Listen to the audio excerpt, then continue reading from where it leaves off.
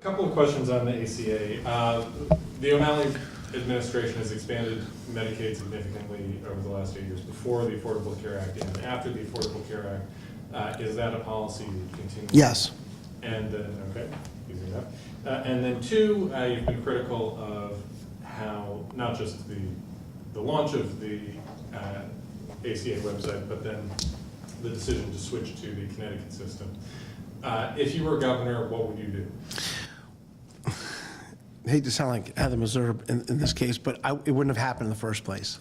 I mean, he was literally every day, all day, sitting in his office raising money from healthcare companies. And, you know, we've been very conservative, saying it's $500,000. I think it's probably closer to $1 million. He's still doing it, instead of actually being at the meetings and making sure it happened. I mean, I think my management of the mortgage foreclosure settlement stands in stark contrast. I mean, I literally went to Charlotte, North Carolina to meet with the CEO of Bank of America. I was the president of all 50 of us elected by my peers. I went to Chicago. I talked to Sean Donovan, you know, when he's walking his dog on the phone on Sundays to make sure that we got that money.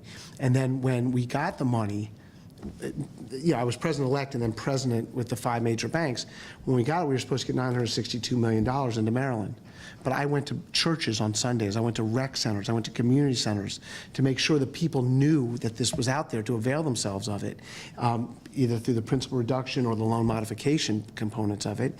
And we've gotten over $1.5 billion into the state as a result of that. I think that's in contrast to, he was nowhere to be found, and won't turn over his emails, won't turn over the records, won't show up at the hearings on it. And, you know, yes, there's political rhetoric behind it. I'm not going to say there's not.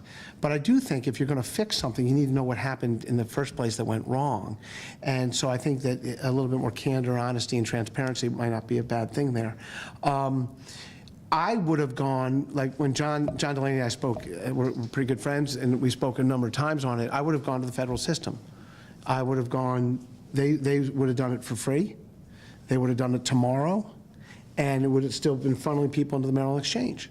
And then meanwhile, work on what you want to have happen come November 15th, but don't leave hundreds of thousands of Marylanders. I mean, at the end of the day, they got 67,000 people signed up. You know, we don't know, because they won't tell us, how many were actually signed up over the website. But what ended up happening was, I think he calls them workarounds or something, but people had to stand in line, miss work 6, 7, 8 hours, and then when they got in there was no choice, which was the Affordable Care Act in the first place. They were being signed up literally on Care First stationery. They were being enrolled in Care First, and they were being funneled, it was collusion, being funneled to Care First. And so, yes, 67,000 people now have private insurance. Look, I went to the Supreme Court of the United States to defend the Affordable Care Act. There's probably not a bigger President Obama fan out there than me, for better or for worse. You know, I'll talk about that in front of Republican, conservatives, wherever. I just think he's a wonderful man and a wonderful president and done great things for our country.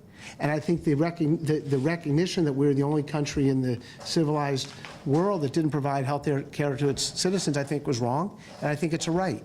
And so we went to the Supreme Court. I made sure, it was important to me to make sure that Maryland was the lead state in the amicus to uphold the constitutionality of it. And then to see it, what happened here, and meet people all the time and hear that, as I'm sure you all do, with the frustration of people that were unable to actually just to sign up. So people criticize the Affordable Care Act all the time. We don't know if it's going to work or not, or what the shortcomings or the strengths of it are, because people weren't able to sign up. And then to the Connecticut piece, I mean, the people in Connecticut are saying it's not going to work. I mean, it's not really taking Connecticut and putting it here tomorrow. It's taking Deloitte's, just getting a different contractor and bringing Deloitte here, and they're saying it's not going to work in that period of time. So I think we should use the federal system, or what we called for was, say, use the federal and the state. Let people choose. If you're not willing to jettison the Maryland Exchange because you're running for governor, you're running for president, fine, keep it there, keep working on it, but give people an option of also using the federal site.